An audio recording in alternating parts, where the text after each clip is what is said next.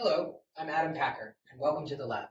Today we're going to give you a tour of our in vivo microscopy suite and tell you about some experiments that we're doing to explore how neural activity gives rise to perception and action.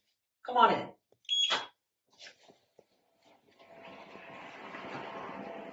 All right, here we go. Sarah, what are you up to today? Hiya.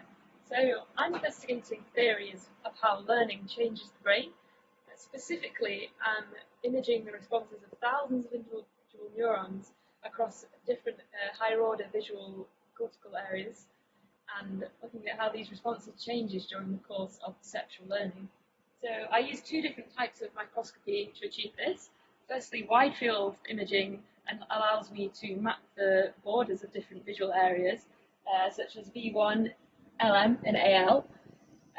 Then, once I have these maps, I can go in with 2-photon calcium imaging, and there I will record how the responses of different neurons in different areas to visual stimuli change during the course of learning. All right, good stuff. So Sarah told you a little bit about two things we can do with this microscope. First one is wide field calcium imaging for looking at neural activity across different brain areas, and zooming in with 2-photon calcium imaging to look at individual neurons and their activity profiles. We're also using this microscope in other projects to record activity from claustrum neuron axons. And you're going to hear a little bit more about the claustrum later in this video, so stay tuned. But these are all imaging only. That's true, Rob. So that is true. For my project, I'm interested in how activity is transferred between different areas of the brain. And I can't get that from imaging alone because there's too much going on in the brain. Show us. Show us what you got. Come with me. So I'll show you what I'm doing. So I'm using a similar rig, a similar microscope, but the difference here is that I can sculpt light using this spatial light modulator up here to stimulate individual sets of neurons in one area of the brain, and then I can see what happens in the downstream area of the brain. And the reason I'm doing this is because, as I said, I want to work out how activity is transferred between different areas of the brain. And so we can do this using this photo simulation. So if you have a look closer at the screen here, we've got different sets of targets of neurons that we're stimulating. You can see the activity of those neurons as imaged on this microscope. So we can use these sets of targets that we've got to stimulate different identities of neurons and see how the activity that's transferred changes. And without going into detail, we can say that it does matter what identity of neurons you stimulate as to what happens downstream. We're doing all of this imaging superficially in layer 2-3 of the somatosensory cortex. This looks very shallow to me. If you want to do deeper imaging, yeah, we can't go much deeper than 500 microns. Yeah. For deeper imaging, we need to use 3-photon. Follow me. I will tell you more about my project. And this is our 3-photon system, and Adam is going to tell you more about the system we are using.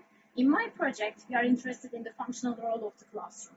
And claustrum is an area in the brain, and it is highly connected to many different areas in the brain. And for the claustrum, it has been linked to different functions, such as consciousness, multisensory integration, salience integration, salience, and here we are, but still we don't know what it does. And in this project, we are trying to understand the main functional role of the claustrum, and we are using 3-photon for this project. And it is going to allow us to look at the special resolutions within the claustrum. And now Adam is going to tell you more about the system. All right, so this is the exciting technology that we've got to bring to bear on the claustrum. So we've got our 3-photon microscope here, as Rie said. This is actually where the magic happens for 3-photon microscopy, because the microscope, in some sense, is a sort of basic, standard multi-photon microscope. What we really need is a lot of power to generate 3-photon excitation deep in the brain. So we start with our amplitude laser here, which is a 20-watt pump laser.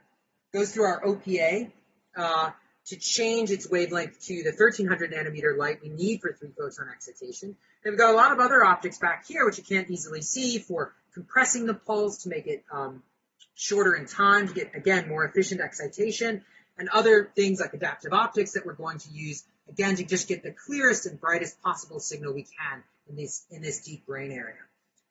So this is just a sampling of the exciting experiments we have going on in the lab. We've got a lot of cutting-edge technology that we're bringing to bear on specific questions. all around the theme of understanding how neural activity gives rise to perception and action. There's a lot of experiments going on also in other parts of the building, other parts of the lab we haven't shown you today. So for example, we're looking at the development of the colostrum. We're doing in vitro patch clamp electrophysiology and optogenetic mapping of corticocolostral circuits. We're also in collaboration with Simon Butt. In collaboration with Armin Lack, who's just around the corner, we're using neuropixels probes to opto-tag neurons that are connected to the colostrum from elsewhere in cortex. In short, with that and other collaborations with theorists around the world, we have a lot of really exciting things going on in the lab. And if you're interested in joining the team or want to read more about it, check out our website at packardlab.org. And thanks for your attention.